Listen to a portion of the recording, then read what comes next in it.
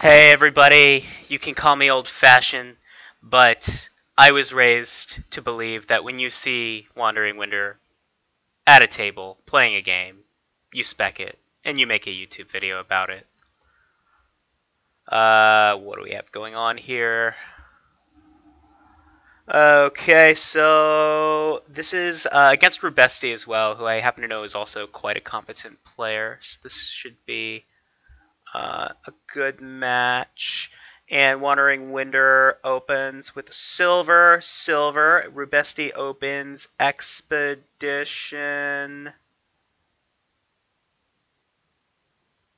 Hideout. Okay. So pretty different opens from the two of them. And Wandering Winder has the cobbler. Let's see, what are they going for here? They both have a cobbler. I haven't really paid attention who has that second one.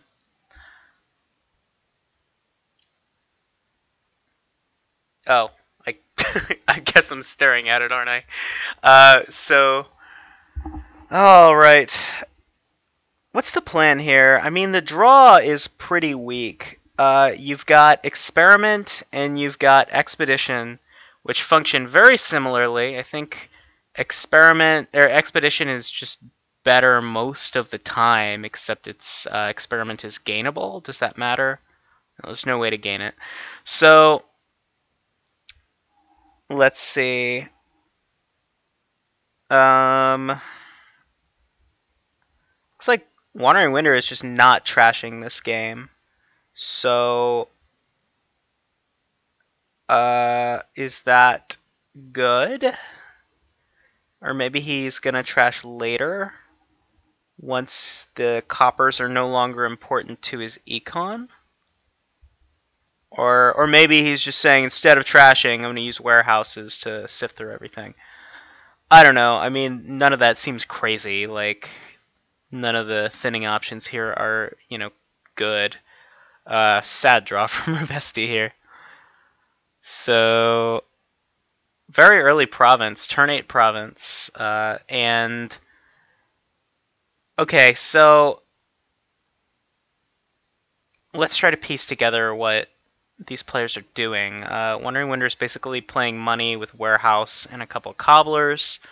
Rubesty, I'm guessing, is going to be planning on building up to something, trying to multi-province with festivals and throne rooms and draw and some squires maybe. And it doesn't look like he's going to have time to build that deck. I don't know. Maybe he can stay flexible enough that he can, pivot for green cards and not be too far behind. But he has 0 provinces to Wandering Winder's 2, so it's tough. I mean, he could start provincing now. Okay, he takes gold and silver. It looks like, I think Rubesty is probably better served by anything else to just build to his multi-province turns and hope Wandering Winder duds. Do you throne here and play the hideout twice? It's kind of scary to do it. Yeah, this is why. I mean, hideout is really interesting card because it does these two things that you really, really want to do almost every game, but the combination of effects and like on the card that it is, it turns out that like you want to play your village every turn. It's like the village isn't really good at the point where trashing is really good, and the trashing is kind of a downside once the village starts being really good. Obviously, that's a generalization, but hideout disappoints me a lot of the time. So it looks like he, instead of building for oh, another sad draw here, but he can cobbler a warehouse. So it looks like Rubesty is stepping away from double province and going for province plus duchy, which is just fine, probably.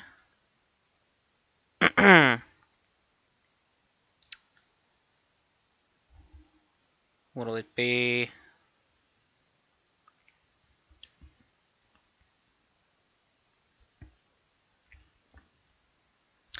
So,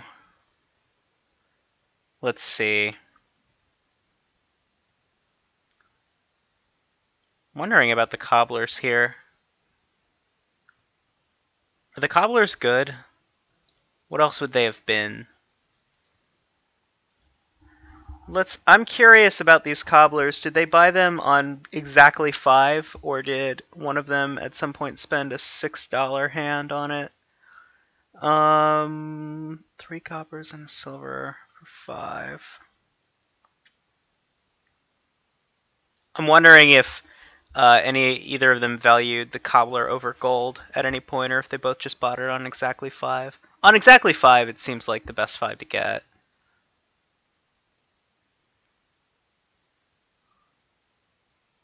Huh. Well, this looks pretty well decided, I think. Let's see.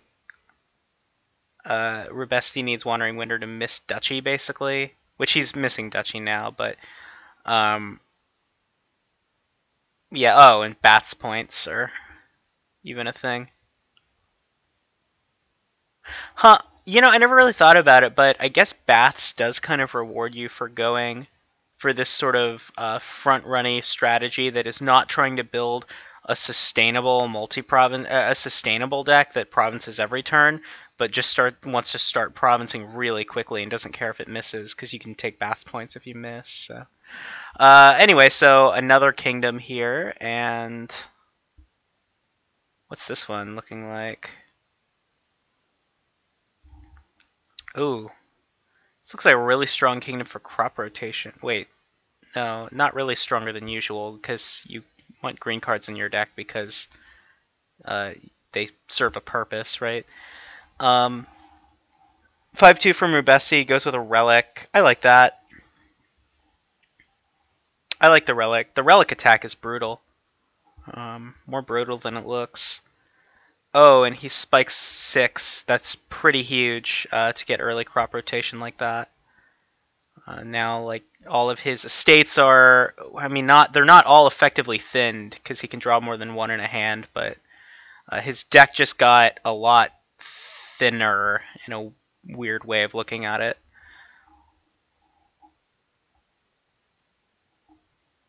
So,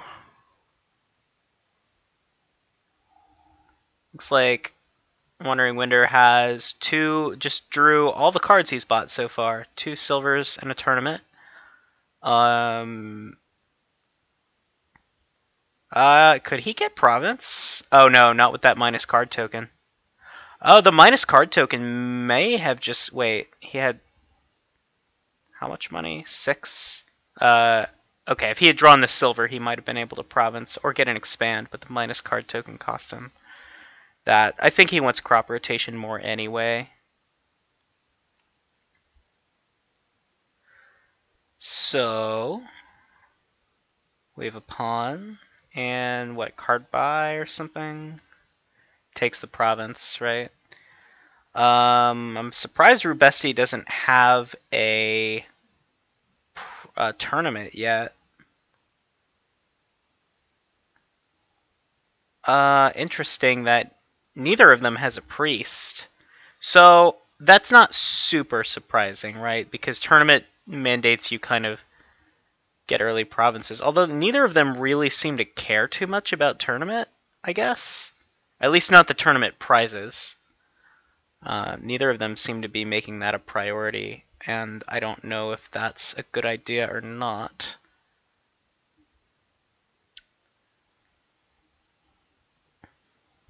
Maybe the idea is just that this game is going to be so fast that, well, I don't know. I mean, let's see. Pawns. What's he going to expand? Probably, well, I would say estate into something, but you almost don't care about thinning your estates when you have crop rotation. He goes ahead and does it anyway, turns a estate into a tournament. I understand doing that because you want the tournament. The crop rotation kind of helps you line up your... Okay, we have a distant lands. That's interesting.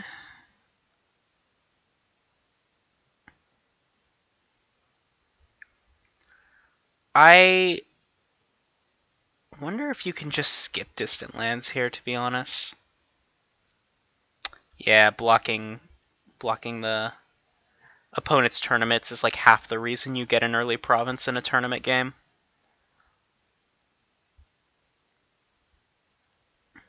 They're both going for the distant lands. I don't know. I don't really think I like the distant lands here.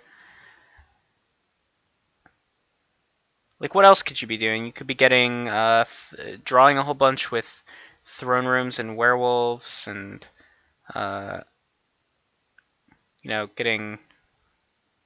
And I mean, you know, your points can...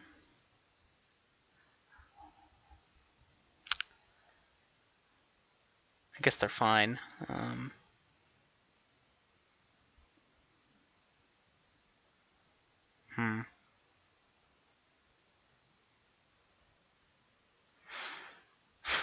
I don't know. I want to say I would take something else over the distant lands here. Just that the having the better card in my deck is going to get me more than 4 points or more of value at some point, like throughout the game. You know, whether that's have either of them claimed any tournament prizes? That is insane. Looks like we're gonna see that. Wait, did WanderingWinder just decline to? Oh no, he drew the tournament off the. So they've both gotten pretty shafted by tournament province draws, but the prizes don't look all that important to a game that's going this fast. I mean, it's turn 16, so it's not like lightning quick, but...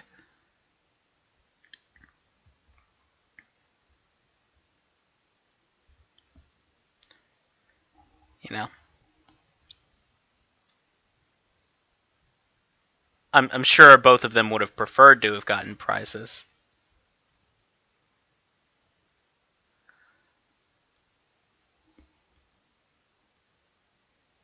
And you take Duchy over distant lands here because the game's almost over. You might not get to play your distant lands. Oh, first prize of the game. Let's do this. What's he going to take? If I were him, oh, God, I don't know what those bottom 5 cards are for him. I haven't really been tracking his deck, but... okay, so, you know... You could take the Trusty Steed. What else would you take? I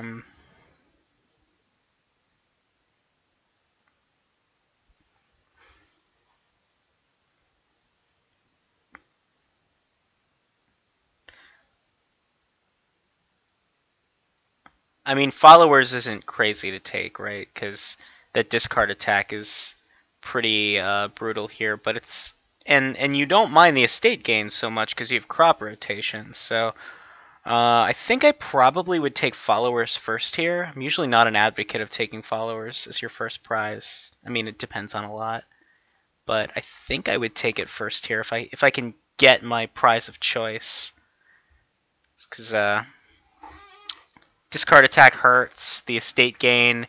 It's not good for you because you're going to start drawing multiple green cards in your starting hand or drawing green cards after your starting hand, but it certainly hurts the opponent more, the junking that's happening to both of you. And none of the other prizes are super inspiring on this board, is I guess the other big deal. Trusty Steed is always good, but...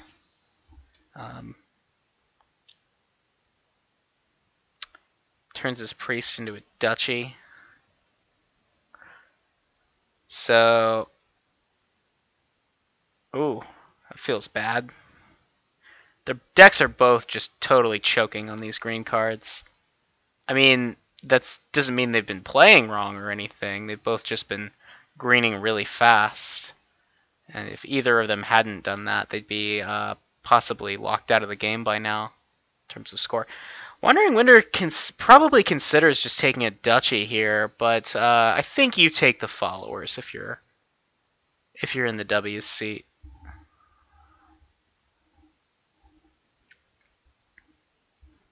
I'm interested to see what he is going to take.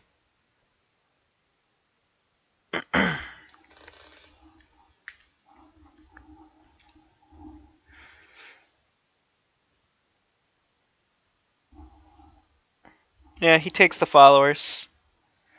I agree that that is the one that I would be going for first. This late in the game, you know, it's hard to say. If like we were at any other phase, I think it's like clearly followers, but he was clearly taking some time to think about that. So, and this time he takes the duchy for sure. Possibly bag of gold because diadem.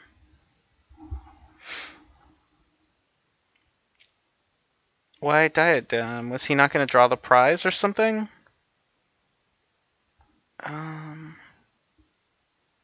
Confused. Wait, why can't I click the prizes? The heck? It's not showing me which prizes are left. Did somebody already take bag of gold, I wonder? Bag. Okay, so like the reason I'm confused about this is that like he took diadem, which was money for this turn, but I thought that he was going to draw the prize for free and he had the followers in hand, so he could have played the bag of gold, top deck of gold, and then played the followers to draw the gold. And the diadem gave $2 or $3, I don't remember. But the bag of gold seems like a better card for the deck, I guess. I mean, maybe not.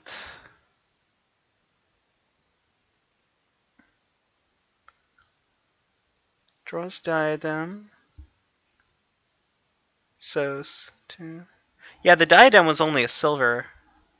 So if he could have, maybe I like didn't see that turn happen quite right, but if I'm right and he could have, oh, is this GG? Yeah, it looks like Rubesty wins on this hand, right? Maybe they did.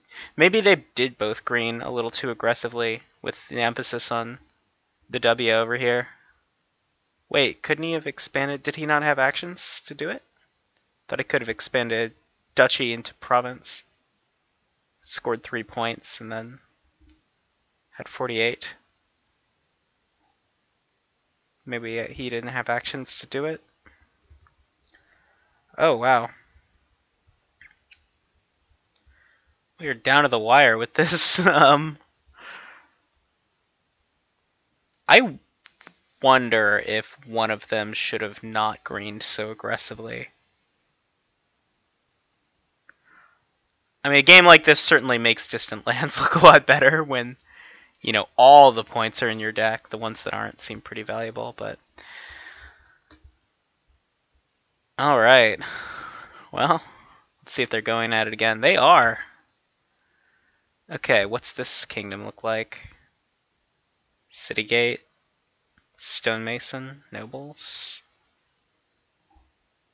Alright, we see Wandering Winder open with a lookout, and I assume this next one is going to be a Citygate. So Citygate lookout open, I assume, is going to be quite good.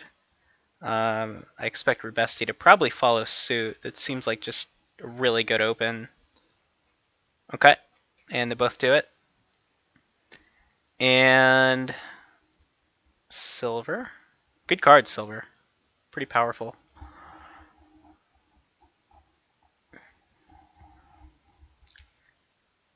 Rubesty's going to take one of those OP silvers. Yep.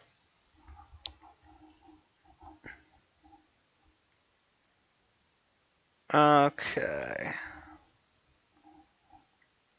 So let's see. Let's think about what the game plan is here. Spiking big price points to Stonemason for nobles. Is that good? Do you want nobles here? It's the only village, but does that matter? What are you doing with that village? You're playing Haunted Woods, you're playing Sacred Groves. So, looks like Rubesty took the Sacred Grove, WanderingWinder took Haunted Woods on their first respective fives.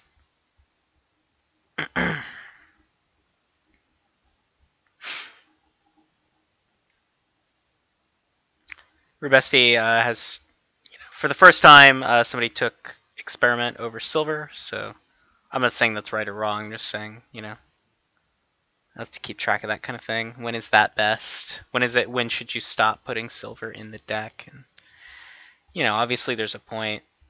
You Stonemason for nobles here.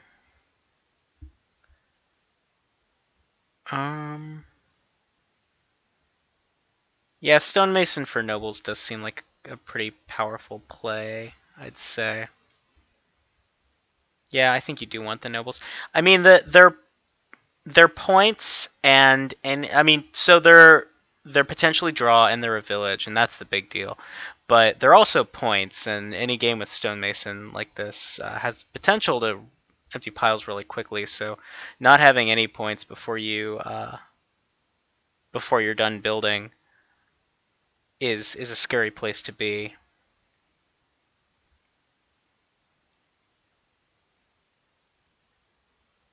Is Stonemason good at emptying experiments? It probably is.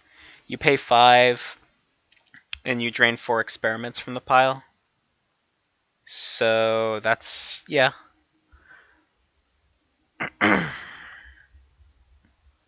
I mean, people talk about the experiment pile being like one of those things you look out for, like with Magpie or what have you, with for pile out concerns. I have not found that to be the case. I like almost never see experiments pile because they have to like pretty much pile all in one turn because they, if you put them back as you go and you have to not play any of your experiments. It's really weird.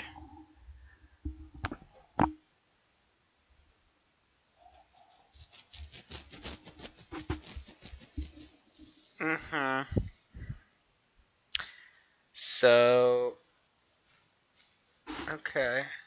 Looks like Rubesty drew some dead actions he's sad about. Takes a mission turn to presumably to try to get a Haunted Woods in play, right? I mean, I guess there's other value he can get. He can trash with Stonemason, he can play Sacred Grove and do whatever the boon does for him. But WanderingWinder gets the boon too, so maybe you don't play the Sacred Grove. Yeah, you play the Stonemason instead, because you don't want to benefit your opponent. Alright, so looks like WanderingWinder has the Platinum, and he's probably ready to take a Sacred Grove soon, right? He could Stonemason for Grove. What did he do? He Stonemason for Nobles.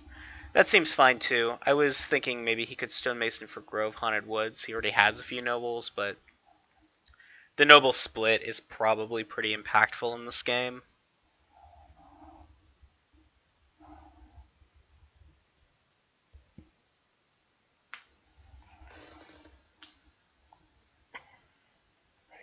And maybe WanderingWinder just doesn't want another Haunted Woods in the deck. Maybe he just wants the 2. Lookout keeps being a good card this game, just because you've got all these Stonemasons in the deck.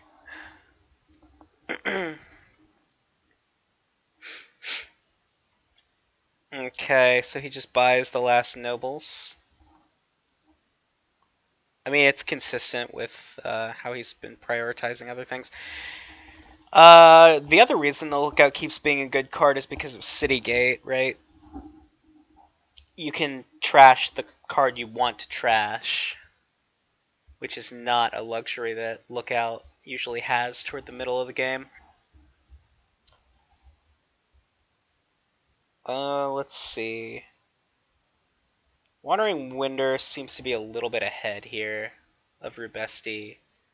Like, if you account for the fact that he went first, even then he seems maybe half a turn ahead. And he won the Noble Split, which is, you know, partially a product of him having been able to go first. This is interesting. Do you stonemason something here? Could, what, let's see. Well, yeah, I don't see much that you would stonemason. So, he could, well, okay, he takes the colony. I might have liked stonemasoning for Sacred Grove here, or Sacred Grove Haunted Woods. Even not Sacred Grove, Band of Misfits. Band of Misfits looks bad. But I liked stonemasoning for 2/5 costs, I think. I don't know that. I mean, is he really never going to miss Colony? I mean, it's not that he can't ever miss Colony and have Greening now be good, but I don't know. I think you could build more and have the same points total and a better deck. But maybe I mean, he drew his deck again. He's got the five. He's got 5 nobles. Looks like Rubesty resigns. So it looks like Rubesty has more faith than I did, and the ability to just keep colonying here. Let's see again what these guys are going to be playing. Whoa. Dominate, Citadel. Looks like you got to think big on this kingdom. Hideout looks pretty good here. Got it to enable Menagerie. Alright. Opens with a silver. Rubesty opens 5 and gets to take a treasurer. Wandering Winder opens with an island. Okay.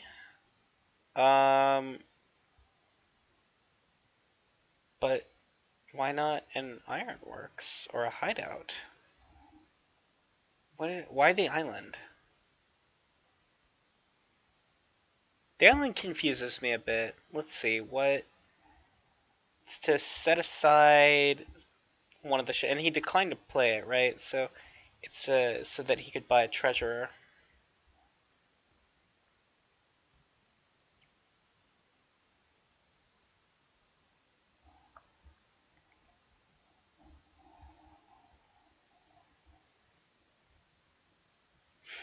Gets a mint and trashes 4 coppers and a silver.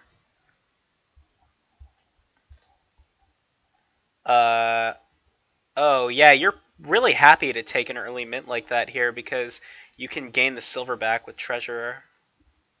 Yeah, like that. Early Citadel is like pretty much always gonna be something you take. Like it's rare you wouldn't take a Citadel this early if you can spike 8. And that's, you know, part of the power of treasurer. Now if I mean, you run the risk of the opponent with that play sniping the silver out of the trash. I guess you're not that sad if it happens, but it's a thing.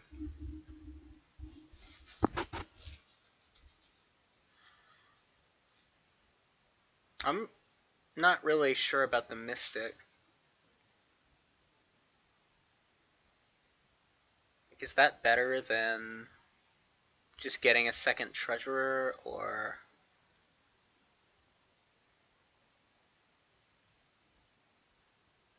I don't know, something sub 5 even? Neither of them seem to be warm on hideout. Still 10 of those in the pile.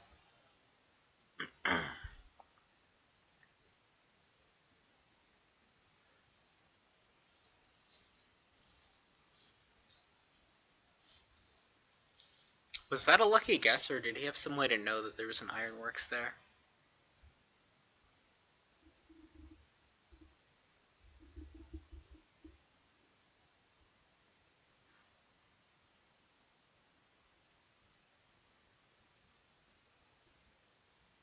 Oh, and he double plays it, so Okay, gets his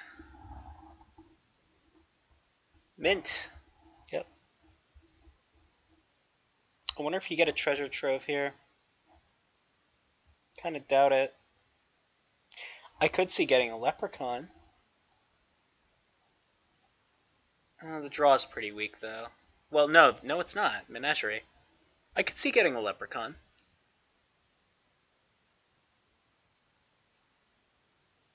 There's the province. I think I like not provincing this early here. I mean, I don't think I like provincing this early here. Unless you think that your deck could dominate. Because I think dominate is very feasible to hit here. I don't think that you can. I think that that you can, if somebody is rushing provinces on you, you can probably dominate twice before they empty all. They empty 7 of them, right?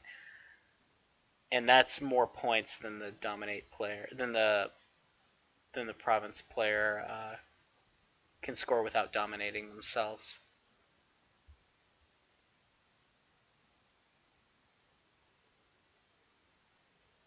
Wait, did I do that math right? 30 points from dominating twice. Oh, maybe you need to dominate 30 times. Okay, ignore me. But Rubesty's got the Leprechaun and the Wish. I like this build a little better. I could be wrong. Maybe the early provincing is going to pay off, but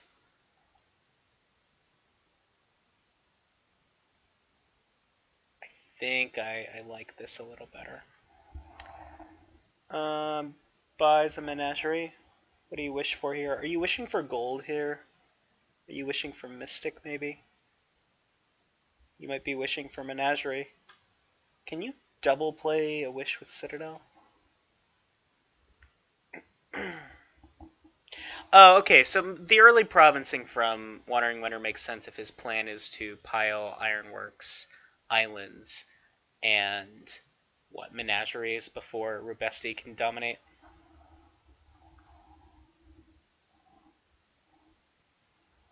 Can he do that, though? Can you really end the game before somebody can dominate?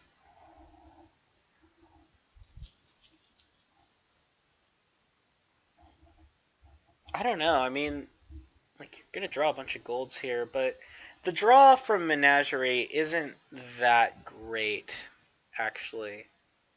Because the payload is treasures, and there's no way to get them, out of your hand without trashing them. So, yeah, maybe dominating here might not be as feasible as I had implied earlier. At least not without playing a treasurer to grab a treasure out of the trash or something like that.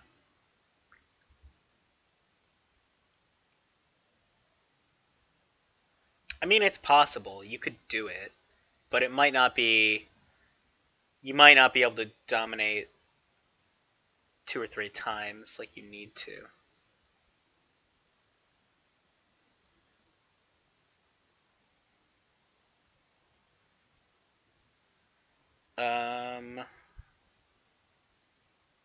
He buys the province.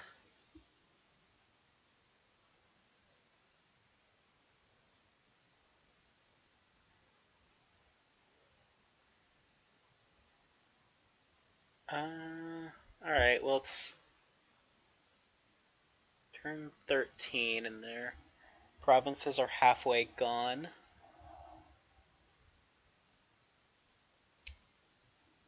So it's kind of hard to commentate when they're playing quite quickly. They probably know what they're doing. Well, to the point that any of us do. He gains an estate, so Rubesty either really wanted to draw a card or he's rushing for green.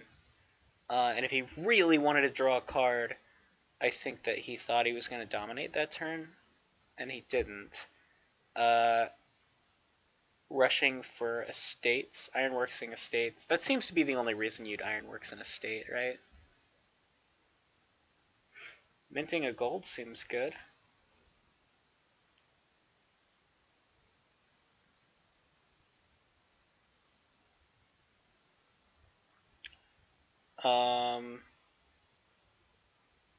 Well, gain double menagerie. Well, if he gains double menagerie, he puts the game close to ending, which is probably fine for him. Oh wait, he's only playing the ironworks one time. Okay.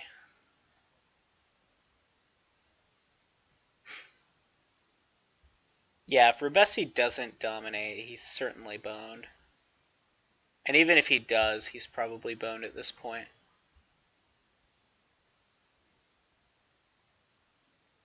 $1. No, he can do it. Okay, so he got his dominate. And this looks like a dud from Wandering. No, you don't dud when you can double play the treasurer. Okay, so that was interesting. That's not how I would have seen that game going, but you can certainly rush out the dominates like that. Well, this was fun to commentate other people's games for a change, so hope you enjoyed it. Later.